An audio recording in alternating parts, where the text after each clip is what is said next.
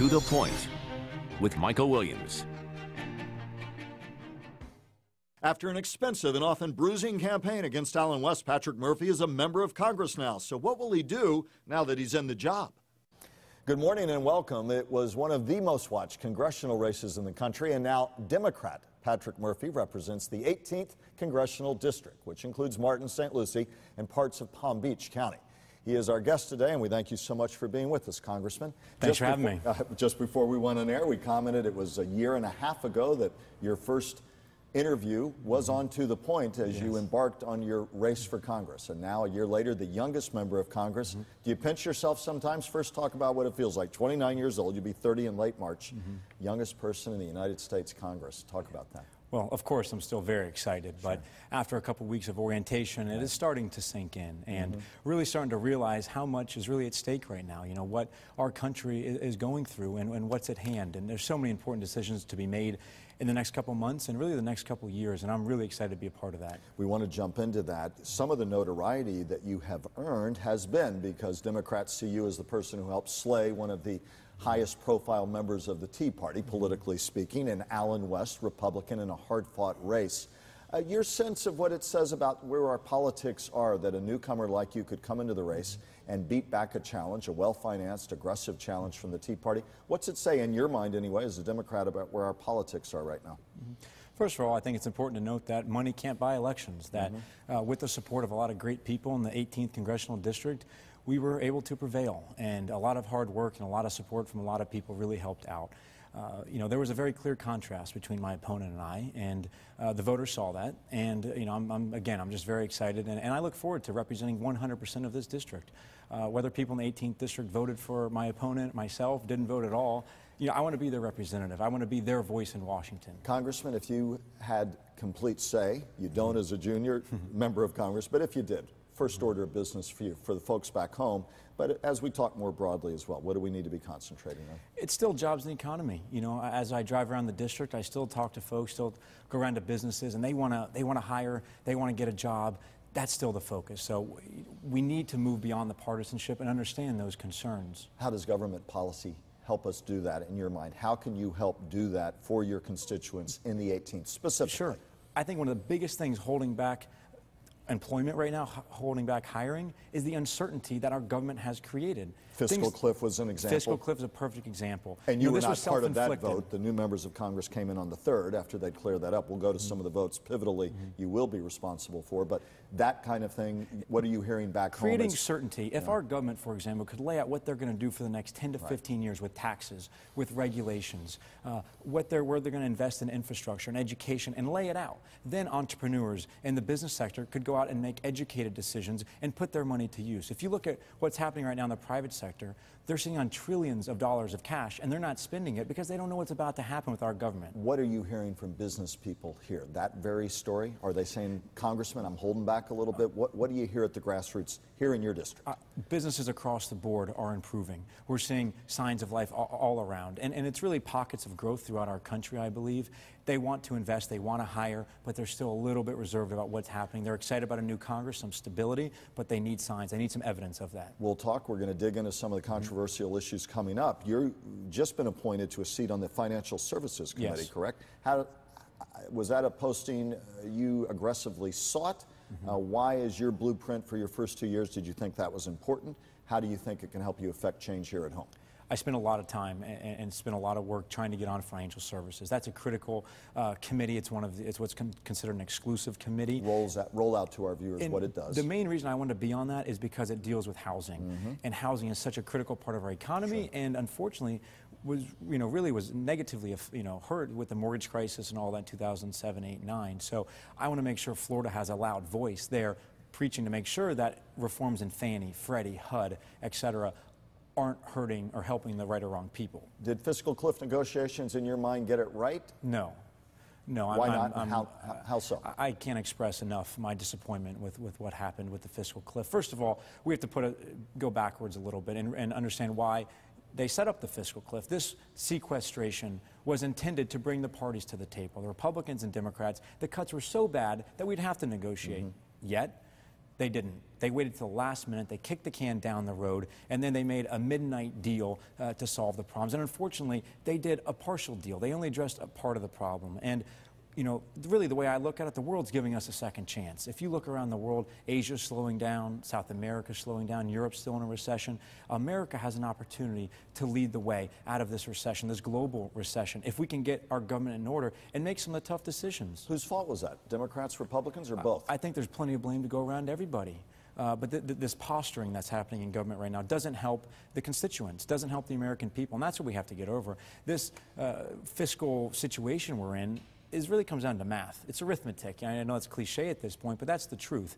We have to get our fiscal house in order. Everyone agrees on that. How do we do it? Let's clear the table. Let's look forward and all come together and put everything on the table and make a real compromise here. Lofty promise from a freshman congressman, and yet let me quote from The Economist recently talking about fiscal cliff negotiations. This week it said Mr. Obama boasted he'd fulfilled his mandate by raising taxes on the rich. In fact, by failing once again to clear up America's fundamental fiscal trouble, he and Republican leaders are building Brussels in the Potomac, meaning, as the cover of recent Economist said that, and let me show it to our viewers, they argue in their cover, America turns European, and that we are starting to become a country, or well down the road toward becoming a country, where our fiscal house is in such disrepair that we're going to end up not having the money we need down the road for future generations. The critique, how do you respond to that about the head of your own party? There's plenty of blame to go around to all parties, to a lot of our leaders. And again, we have to clear the air, come to the table with a fresh start right now, and understand that our spending is too much. Define fresh start in your mind. Fresh start to me is not coming to the table and being like what Mitch McConnell said recently, that we are done talking about revenues. That's over with. It's all about spending. spending. You do think we need more in taxes? I think it's a three-pronged solution here. It's three parts. Number one, you have to look at revenues. Number two, you have to cut spending. And number three, grow our economy. Let's take that one piece at a time. Revenues. Do you support more in the way of tax hikes, or are you talking tax reform, where we broaden the base by eliminating loopholes and deductions and therefore get more revenue from that? Frankly, you know, as a CPA, I'll tell you, I wish we could throw the tax code out and start from scratch. Realistically, that's not going to happen. So we need to look at real tax reform. And, you know, this gets caught up in this idea of class warfare. Nothing to do with that. It's simply fairness and ensuring that, you know, certain individuals don't get certain tax breaks, or companies. You know, the fact that the average corporate tax rate in this country for the Fortune 500 companies is under 10%, that's unsustainable. Now, so a lot of it has to do with eliminating some of these loopholes, these deductions. You know, some of the big oil companies making tens of billions of dollars in profit, but paying an effective tax rate of 0 is unsustainable. But what about some of the loopholes that we at home take for granted? Our home mortgage deduction, employer-based health care that's not taxed, our 401ks, charitable contributions. Which of those would you be willing to see eliminated in return for a much simpler tax code, much simpler set of rates for American taxpayers, both personally and at the corporate level, by eliminating corporate deductions? Would you say, yes, I'll get rid of, for instance, the exemption for health care plans at work? You know, the truth is you can't look at it in a vacuum, and you can't say this deduction, that loophole. You have to look at it comprehensively, and you have to really look at our tax code as it affects corporations and individuals, and ensure what we are doing at the end of the day doesn't hurt the middle class and doesn't, you know, hold back growth. We need pro-growth, you know, tax policies. We need easier tax policies that doesn't restrict businesses from investing. I was at Harvard. They had a seminar for us, newly elected members, and they did a survey of some of the top businesses around the world and asked them why or why won't they come to the United States to invest. One of the top reasons was the complexity of our tax code. That's what's holding them back. But simplifying that tax code is going to mean getting rid of cherished deductions that people take advantage of. So name two major deductions that ordinary Americans, like the ones you now represent, would have to, in your mind, perhaps give up in order to have a fairer, broader, and much simpler tax code. Name two. Well, let's look at, you know, corporations. Some of let's tax look codes first at regular folks. Just regular folks at home. Again, you can't look at this in a vacuum. You've got to look at it comprehensively. And, you know, there are certain folks that perhaps are at a certain point in their life that make enough money that don't need certain deductions, that aren't looking at certain deductions that wouldn't affect their decision whether they buy a house, on health care, on charitable contributions. There's a lot that goes into it. And Mitt Romney threw out an idea of capping the total amount of deductions that one can take, bringing down the overall tax rate and then capping the amount of deductions. So again, I don't think you look at it piecemeal, but comprehensively. Would you at least look at trying to eliminate deductions first before raising tax rates?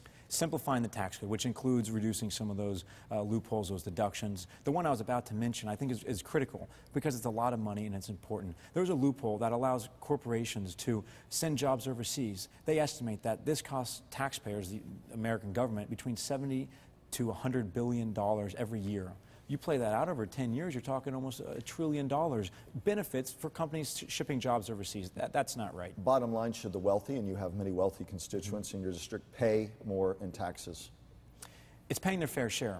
Again, I don't support class warfare. It's about paying their fair share. So certain individuals that are making millions of dollars a year shouldn't be paying 14, 15% in taxes. They need to pay what their assistants pay, what the normal American middle class family pays. What about the argument that Republicans and Democrats are lying to the American public when they say that we can have a free ride, that we can say if we only tax the wealthy, we'll be fine?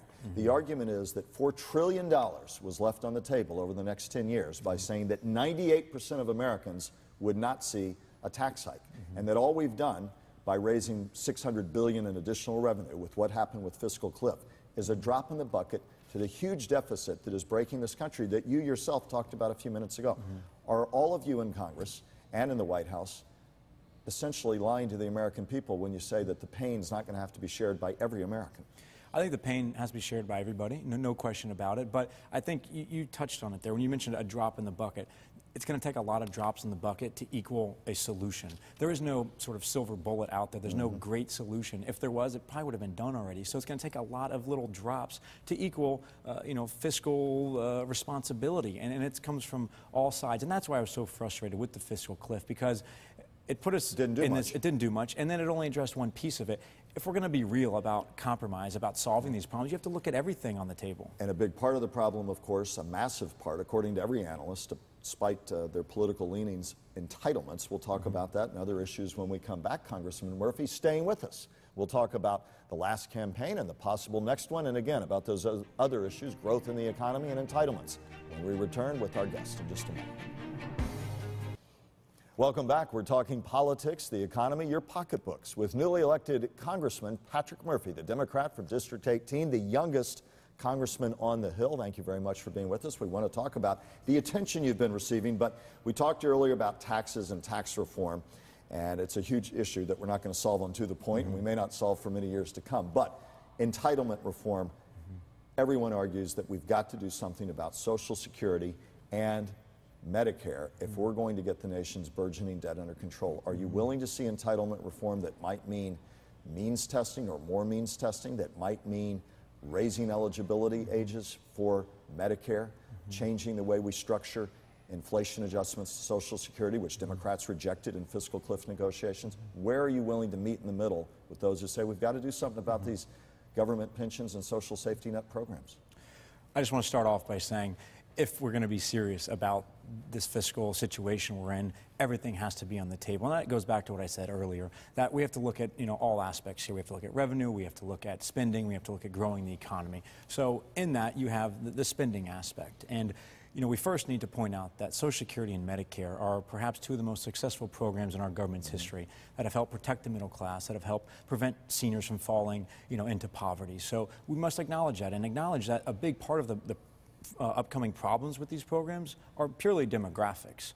The baby boomers, for example, that are entering these benefit years, that's really the financial security, that's the issue with these. So we must look at this from a math perspective, in my opinion. And again, everything has to be on the table. And what's everything on the table, though, defined as? Because we hear that with great respect to you, and you're a freshman who's just wading into this, but we hear this every year. And I can see people sitting at home and say, well, we always are saying we've got to put everything on the table, and yet all we do is get into polarization and fighting, and we don't do anything on the tax side. We don't do anything serious on the spending side. What's going to be different? Sure, and I don't blame them for being upset about that. But you know, the way, if you and I were going to have a sort of compromise here, and we wouldn't tell everybody what we're about to do, we would close the door and we would address all aspects of this conversation to get our fiscal house in order. So when you get to the point of, you know, Social Security, Medicare, there are some easy solutions. You must separate them. You first have to look at Social Security.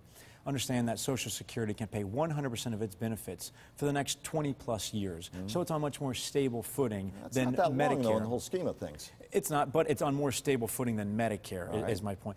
The sort of, you know, the 800-pound gorilla in the room is our health care costs and Medicare. I mean, that's really the one that all economists talk about is really a big drag on our country is health care costs. So we must look at what can be done to bring down health care costs. Now, through the Affordable Care Act, which was recently passed, they have found over $700 billion in future savings, you know, reducing overpayments to hospitals, for example. We need to continue to let the Affordable Care Act get implemented and see where these savings are, see what works, what doesn't work, and you know, keep an open mind of what we can do going forward. Two particular ideas. One is looking at what the VA does. I actually had a tour of the VA here locally yesterday. What they do is they negotiate with the pharmaceuticals because they have such, you know, bulk behind such so many numbers they can negotiate. Lower Our prices. government should be doing the same thing with Medicare, is negotiating with pharmaceuticals. Number two, we need to move to a pay-for-performance methodology, not a pay-for each you know, procedure that you have, and vertically integrate everything from primary care to nursing to the specialists, and have doctors get, you know, benefited and incentivized for performance of what they're doing. Instead of fee-for-service. Fee-for-service, exactly. A lot on the plate. A new congressman, a freshman. You're not going to solve it all today, and certainly we acknowledge that here on To The Point, we're only going to scratch the surface with it, but we'll be staying in touch with you and all that. We do want to talk pure politics just a moment. How do you keep yourself grounded when Vice President Biden's at your swearing in, when Nancy Pelosi calls you over, when I was up on the Hill watching orientation? That's pretty heady stuff. How do you keep your feet planted on the ground? Well, you know, I just, first of all, it's humbling that they are so supportive of my campaign, but really, you have to remember why you're doing this, and it's to be a loud, passionate voice for the people of the 18th District.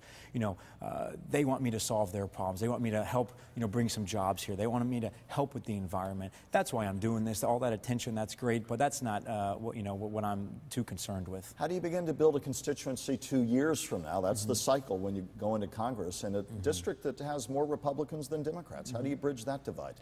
The way I look at it, if I'm doing my job, if I'm being the voice of this entire 18th District, Republicans, Democrats, Independents alike, re-election should, in a way, sort of take care of itself. You know, we have a great operation going. I have a great team together. We have 3 offices, one in Palm Beach Gardens, one in downtown Stewart, and one in Port St. Lucie.